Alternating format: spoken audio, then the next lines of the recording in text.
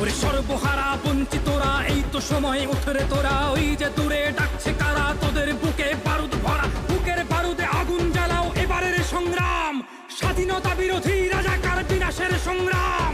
ভাষা নির্দেশে জঙ্গিরা এসে গড়েছে মৃত্যু ঘাঁটি, এটা জঙ্গি কিংবা রাজাকার নয়, শহীদ জিয়ার মাটি।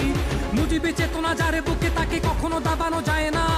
ওরে সর্বহারা বঞ্চিতরা, এই তো সময় উঠরে তোরা, ওই যে দূরে ডাকছে কারা, তোদের বুকে বারুদ ভরা, বুকের বারুদে আগুন জ্বালাও, এবারের সংগ্রাম স্বাধীনতা বিরোধী রাজাকার বিনাশের সংগ্রাম।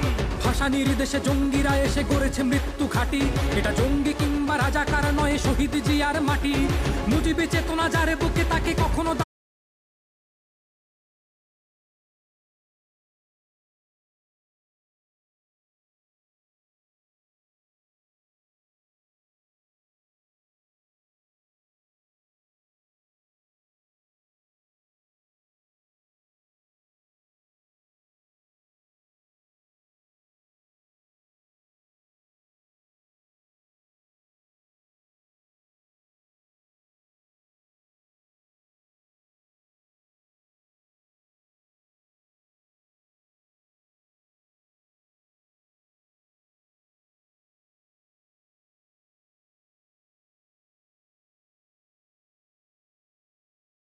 প্রিয় নবী বলেছেন, স্বামীর অনুমতি ছাড়া স্ত্রী যদি এই তিনটি কাজ করে তাহলে সেই স্ত্রীর জন্য জান্নাত হারাম হয়ে যাবে এবং সেই স্ত্রীকে সারা জীবন জাহান্নামের শাস্তি ভোগ করতে হবে। সেই নারীর জীবনে যতই আমল থাকুক তার আমলের কোনো মূল্য থাকবে না। কি সেই তিনটি কাজ যা স্বামীর অনুমতি ছাড়া স্ত্রী করতে পারবে না? প্রিয় দর্শক, অবশ্যই ভিডিওটি সম্পূর্ণ দেখবেন এবং বেশি করে শেয়ার করে দিবেন, যেন আমাদের মা বোনেরা ও স্ত্রীরা এই তিনটি কাজ ভুল না করে। সতর্ক করতে অবশ্যই ভিডিওটি শেয়ার করে দিবেন। আপনারা যারা বিয়ে করেছেন তারা অবশ্যই আলহামদুলিল্লাহ কমেন্ট করবেন এবং যারা আগামীতে বিয়ে করার সিদ্ধান্ত নিয়েছেন তারা অবশ্যই ইনশাআল্লাহ কমেন্ট করবেন। আল্লাহ আমাদের সবাইকে কবুল করুক, আমিন। তো চলুন বেশি কথা না বলে শুরু করি আজকের ভিডিও। 1 নম্বরে, স্বামীর অনুমতি ছাড়া কোনো স্ত্রী নফল নামাজ অথবা নফল রোজা আদায় করতে পারবে না। প্রিয় দর্শক, নফল নামাজ হলো এমন একটি ইবাদত যা আমাদের ফরজ নামাজের ঘাটতি পূরণ করবে, কিন্তু বিবাহিত নারীর ক্ষেত্রে নফল নামাজ আদায় করতে হলে অবশ্যই স্বামীর অনুমতি লাগবে। এমনকি নফল রোজা পালন করার জন্য